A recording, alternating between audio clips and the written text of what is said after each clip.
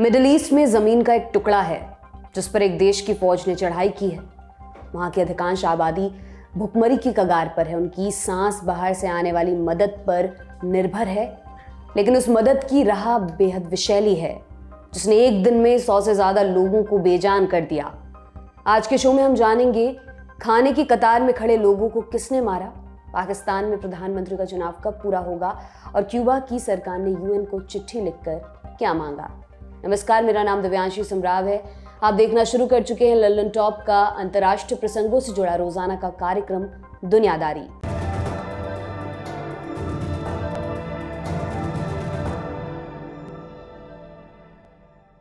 पहले गाजा पट्टी की बात करते हैं। शुरुआत कुछ सवालों से। किसी जंग को रुकवाने के लिए कितनी बेगुनाह जिंदगियां पर्याप्त होती हैं? कितनी मौतों के बाद नेताओं के दिलों में ठंडक पड़ जाती है? कितनी बर्बादियों के बाद शांति सम्मेलन आहूत किए जाते हैं?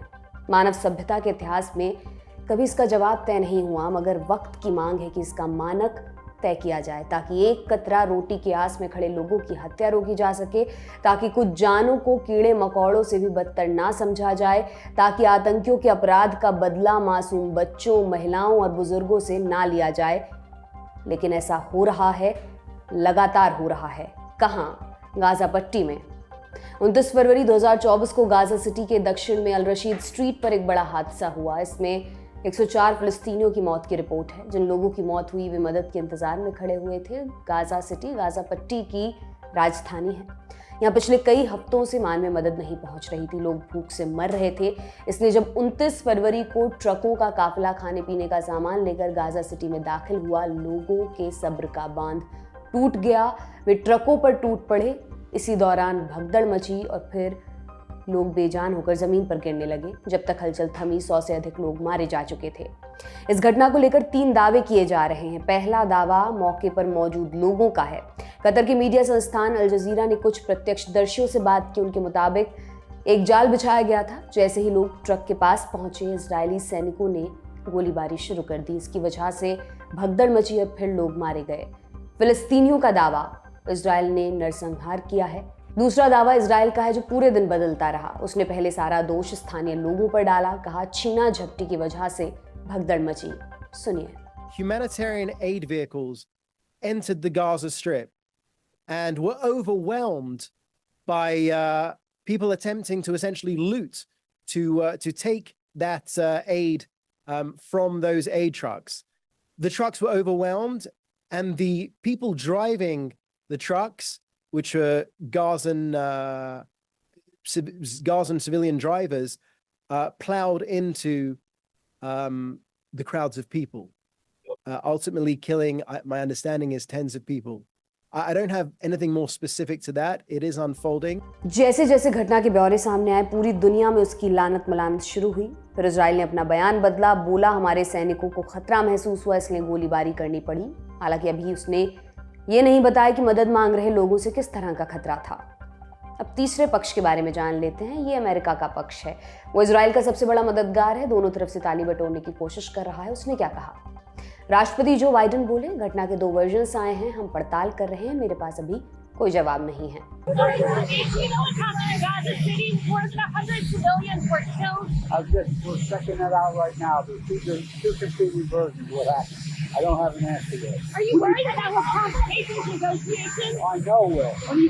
बाद में अमेरिकी विदेश मंत्रालय के प्रवक्ता मैथ्यू मिलर ने कहा, ये घटना दुखद है, लेकिन किसी नतीजे पर पहुंचने से पहले फैक्ट्स का इंतजार करना चाहिए। सुनिए उन्हें। And when you think about today's tragedy, it is especially heartbreaking to consider how many of those families affected will be burying loved ones, not for the first time. In fact, I'm sure that many of those affected have buried multiple loved ones since this conflict began. When it comes to establishing facts on the ground, we are urgently seeking additional information on exactly what took place. We have been in touch with the Israeli government since early this morning and understand that an investigation is underway. We will be monitoring that investigation closely and pressing for answers. America अपने stand पर कायम है। उसने जिम्मेदारी तय करने की बजाय फैक्ट्स और जांच रिपोर्ट का इंतजार करने के लिए कहा। ये आदर्श स्थिति भी है। हर मामले में ऐसा ही होना चाहिए, लेकिन ऐसा होता नहीं है। जानकार कहते हैं अगर गाजा पट्टी की जगह किसी ऐसे देश की बात होती जिससे अमेरिका का हित जुड़ा होता, फिर सबूत या फैक्ट्स को सिरे से गायब कर दिया जाता है। उस सिचुएशन में सरकारी बयान ही तथ्य की शक्ल ले लेते हैं। वेस्टर्न मीडिया भी कमोबेश उसी लेख पर चलता है। वो इजराइल को दोषी ठहराने की बजाय आरोप खेल रहा है। इस स्थिति में प्रख्यात अमेरिकी विचारक नोम चोम्स्की और एडवर्ड हर्लेम की मैन्युफैक्चरिंग कॉन्सेंट थ्योरी ध्यान में आती है। चोम्स्की और हर्लेम ने इसी नाम से 1988 में किताब भी लिखी थी। 400 से ज्यादा पन्नों की किताब के बहाने ये बताने की कोशिश की गई कि वेस्टर्न मीडिया खुद को स्वतंत्र और निष्पक्ष बताने का दावा करती है, लेकिन असल में वो एक अभिजात्य वर्ग के हितों के हिसाब से खबरों को मॉडिफाई करती है। ये वर्ग ऐसे लोगों से मिलकर बना है जो वर्ल्ड ऑर्डर को डोमिनेट करते हैं। इसमें प्रेस के दोहरे मापदंडों के कई उदाहरण बताए गए हैं, जैसे अफगानिस्तान पर रूस के हमले और वियतनाम पर अमेरिका के हमले को अमेरिकी प्रेस ने कैसे अलग अलग तरीके से दिखाया। 1990 में दिए अपने एक भाषण में चोम्स्की कहते हैं, अगर न्यूरमबर्ग ट्रायल फिर से होता तो सेकेंड वर्ल्ड वॉर के बाद के प्रत्येक अमेरिकी राष्ट्रपति को फांसी दी जाती। एक और उदाहरण समझिए। टोक्यो ट्रायल्स में जनरल यामाशिता को इस आधार पर मौत की सजा दी गई कि फिलीपींस में सेना की वो टुकड़ी जो उनके अधीन थी उसने फिलीपींस में अत्याचार किए थे, जबकि उस टुकड़ी से उनका कोई संपर्क नहीं था। इस तर्क को लागू करिए और अमेरिका की सत्ता में बैठे लोगों में से कोई नहीं बचेगा। आपने थ्योरी का तिया पांचा समझा। अब इसराइल हमास जंग की ताज़ा स्थिति भी जान लेते हैं। जंग की शुरुआत 7 अक्टूबर 2023 को हुई थी। उस दिन हमास ने इसराइल पर आतंकी हमला किया, 1100 से अधिक लोगों की हत्या की, 240 से अधिक लोगों को किडनैप कर लिया। इसके बाद इसराइल ने हमास के खिलाफ युद्ध का ऐलान किया, गाजा पट्टी की बॉर्डर क्रॉसिंग्स को बंद कर दिया, पानी और बिजली की सप्लाई काट दी, फिर हवाई रास्ते से बमबारी शुरू कर दी। अक्टूबर के अंत में अपनी सेना जमीनी सीमा से अंदर भेजी। तब से इजरायली सैनिक गाजा पट्टी के कई शहरों पर कब्जा कर चुके हैं। उन शहरों की आबादी को घर बार छोड़ने के लिए मजबूर किया गया है। लाखों लोग सुदूर दक्षिणी शहर रफा में शरणार्थी के तौर पर रह रहे हैं। जंग से पहले पूरी गाजा पट्टी की आबादी 23 लाख थी। फिलहाल इनमें से 15 लाख रफा के शरणार्थी शिविरों में हैं। यहाँ पर इजराइल हमला करने की तैयारी कर रहा है। अगर रफा पर हमला हुआ तो कयामत तय है। पूरी दुनिया इजराइल को रुकने की अपील कर रही है, इनमें अमेरिका भी है, लेकिन उसकी बात मानी जाएगी इसकी उम्मीद बेहद कम है। अब तक कितना नुकसान हो चुका है? गाजा की हेल्थ मिनिस्ट्री के मुताबिक 30,000 से ज्यादा लोगों की मौत हो चुकी है। 29 फरवरी को अमेरिका के रक्षा मंत्री लॉयड ऑस्टिन ने संसदीय कमेटी की सुनवाई में कहा, इनमें से 25,000 से ज्यादा महिलाएं और बच्चे थे। बाद में डिफेंस मिनिस्ट्री ने कहा कि मंत्री जी कुल मौतों के बारे में बात कर रहे थे। जंग की शुरुआत में इजराइल ने दावा किया था कि सिविलियन पॉपुलेशन को कम से कम नुकसान पहुंचाया जाएगा। अगर ऑस्टिन का बयान तथ्यात्मक है तो इजराइल का दावा धराशायी हो जाता है। उसके हमले में मारे गए 80% से ज्यादा लोग मासूम और बेगुनाह हैं। 28 फरवरी को यूएन ह्यूमैनिटेरियन एजेंसी ने सिक्योरिटी काउंसिल को बताया था कि लगभग 6 लाख लोग भुखमरी से एक कदम दूर हैं और 60 में से 10 बच्चे कुपोषण से जूझ रहे हैं। जल्द ही पूरी गाजा पट्टी के पास 1 जून का खाना भी नहीं होगा। अगर इस स्थिति को ठीक नहीं किया गया तो हजारों लोग भूख से मर सकते हैं और कोई देश इसकी जिम्मेदारी भी नहीं लेगा। बाहरी मदद की स्थिति भी जानते हैं। जंग से पहले लगभग 90% लोग यूएन की एजेंसियों से मिलने वाली मदद पर निर्भर थे।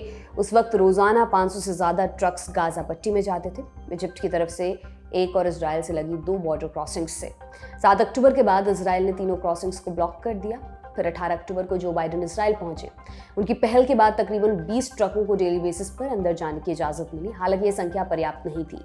नवंबर महीने में हफ्ते भर का संघर्ष विराम हुआ। उस दौरान रोजाना गाजा पट्टी में जाने वाले ट्रकों की संख्या 150 के पार पहुंची।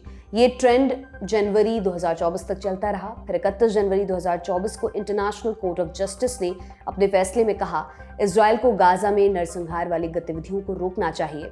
इसके बाद से सप्लाई लगातार घटती गई। फिलहाल डेली बेसिस पर 60 से 70 ट्रक ही अंदर जा पा रहे हैं। उन्हें भी इजराइल की स्क्रूटनी का सामना करना पड़ता है। उन्हें चेक पॉइंट्स पर कई बार रोका जाता है। इजराइल कहता है कि राहत सामग्री हमास तक नहीं पहुंचनी चाहिए, इसलिए स्क्रूटनी बढ़ाई गई है। हालांकि मानवाधिकार संगठनों का आरोप है कि इजराइल जानबूझकर सप्लाई रोक रहा है। वो हमास को सजा देने के नाम पर आम लोगों को उनके बुनियादी अधिकारों से वंचित कर रहा है। अलग अलग सरकारें अपने हिसाब से इन दावों को स्वीकार या अस्वीकार कर सकती हैं, लेकिन इस तथ्य को बिल्कुल भी नहीं नकारा जा सकता है कि इस आग में कोई झुलस रहा है तो वो आम नागरिक हैं। 29 फरवरी की घटना इसका सबसे बड़ा सबूत है। इस मामले में और क्या अपडेट्स हैं? फिलिस्तीन अथॉरिटी को फिलिस्तीन का आधिकारिक प्रतिनिधि माना जाता है। पीए के राष्ट्रपति महमूद अब्बास ने इस घटना को नरसंहार करार दिया। यूनाइटेड नेशंस के जनरल सेक्रेटरी अंतोनियो गुतेरेस ने कहा, इस मामले की स्वतंत्र जांच होनी चाहिए। फ्रांस के राष्ट्रपति इमैनुअल मैक्रोन ने हमले की निंदा की। सोशल मीडिया प्लेटफॉर्म एक्स पर लिखा, गाजा से जो तस्वीरें आ रही हैं वे बेहद भयावह हैं। इजरायली सैनिकों ने आम लोगों को निशाना बनाया है। आम लोगों की सुरक्षा सुनिश्चित की जानी चाहिए। जल्द से जल्द युद्ध विराम होना चाहिए। तुर्की ने कहा, यह मानवता के खिलाफ किया गया अपराध है। कोलंबिया ने इजरायल से हथियारों की खरीद रोक दी है। इटली ने तत्काल युद्ध विराम की मांग की है। सऊदी अरब ने कहा कि इजरायल पर इंटरनेशनल लॉ का पालन करने का दबाव बनाने की जरूरत है। स्पेन, पुर्तगाल, कतर, जॉर्डन, यमन, चीन, ऑस्ट्रेलिया और दूसरे देशों ने भी इस घटना की निंदा की। इस घटना का जंग पर क्या असर होगा, इस पर भी बात कर लेते हैं। इन दिनों जंग रुकवाने और बंधकों की रिहाई के लिए पेरिस और काहिरा में बैठकें चल रही थीं। बाइडेन ने दावा किया था कि अगले हफ्ते तक संघर्ष विराम पर सहमति बन सकती है। 29 फरवरी की घटना के बाद उनका बयान बदल गया। बोले कि निश्चित तौर पर डील पर असर पड़ेगा।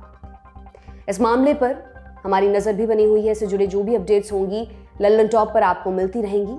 अब सुर्खियों की तरफ चलते हैं। पहली सुर्खी पाकिस्तान से। पाकिस्तान में नई सरकार के गठन को लेकर कवायदों का दौर जारी है। 29 फरवरी को 16वीं नेशनल असेंबली का पहला सत्र हुआ था। नेशनल असेंबली पाकिस्तान की संसद का निचला सदन है। पहले दिन 302 सांसदों को शपथ दिलाई गई।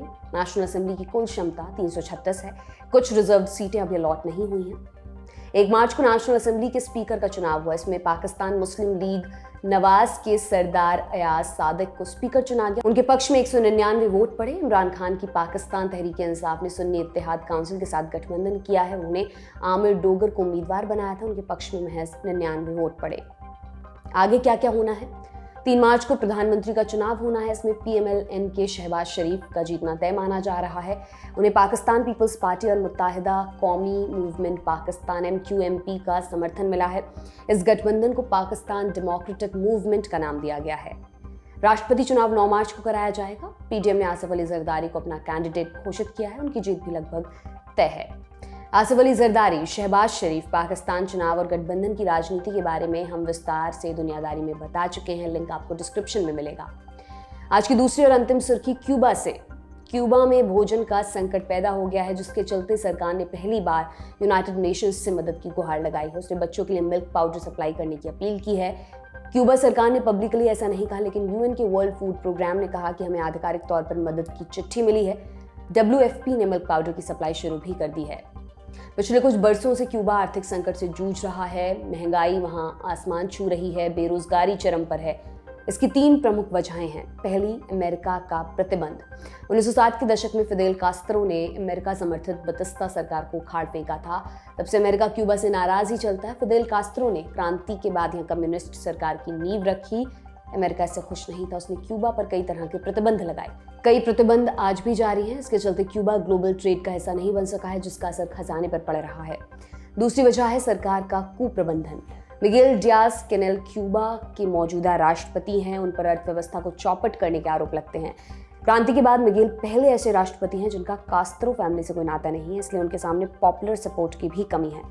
तीसरी वजह का संबंध कोरोना महामारी से। क्यूबा की अर्थव्यवस्था का इंजन पर्यटन है, लेकिन कोरोना के बाद इसमें कमी आई। लॉकडाउन के चलते टूरिस्ट्स की संख्या में भारी कमी आई। फिर जब तालाबंदी हटी तो उद्योग धंधे उठ नहीं पाए। इससे अर्थव्यवस्था का पतन होने लगा। आज का दुनियादारी यहीं पर समाप्त होता है। जाते जाते पोलिश कवयित्री विश्वावा शिम्बोर्स्का की एक कविता सुनते जाइए। इसका शीर्षक है यासवो के समीप भूखमरी कैंप। इसका अनुवाद किया है रीनू तलवार ने। सुनिए। लिख लो, लिखो इसे, आम स्याही से आम कागज पे। उन्हें खाना नहीं दिया गया था, वे सब भूख से मर गए।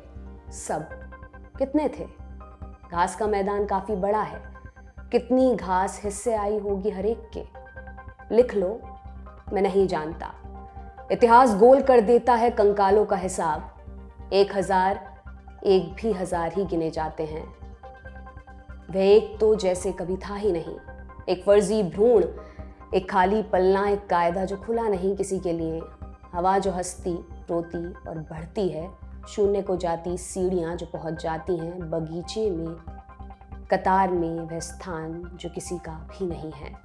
ठीक यहीं वह बना एक देह इस घास के मैदान में, मगर खरीदे हुए गवाहों की तरह मौन है मैदान। धूप में नहाया हरा। पास ही में जंगल है जिसमें थी चबाने के लिए लकड़ी, पीने के लिए थी छाल के नीचे एकत्रित पानी की बूंदें। एक सुंदर दृश्य हाथ बांधे खड़ा रहता था हर समय, जब तक कि आप अंधे ना हो जाएं। ऊपर एक पंछी जिसकी छाया फिराती थी अपने पौष्टिक पंख, उनके होठों पर जबड़े खुल जाते थे, दांत किटकिटाते थे और रात को एक हंसिया चमकती थी आकाश में और काटती थी अंधेरा सपनों में देखी रोटियों के लिए। ईश्वर के झुलसे हुए प्रतिरूपों से निकल निकल आते थे हाथ, पकड़े हुए एक रीता चषक। एक आदमी लड़खड़ा गया कटीली तार पर, कुछ ने मुंह में मिट्टी लिए गीत गाया, वह प्यारा गीत जो कहता है कि युद्ध करता है प्रहार सीधे दिल पर। लिखो सब कितना शांत है। हाँ, अब अगले हफ्ते आपसे मुलाकात होगी। इसी उम्मीद के साथ मैं विदा लेती हूँ। शुक्रिया, शुभ रात्रि।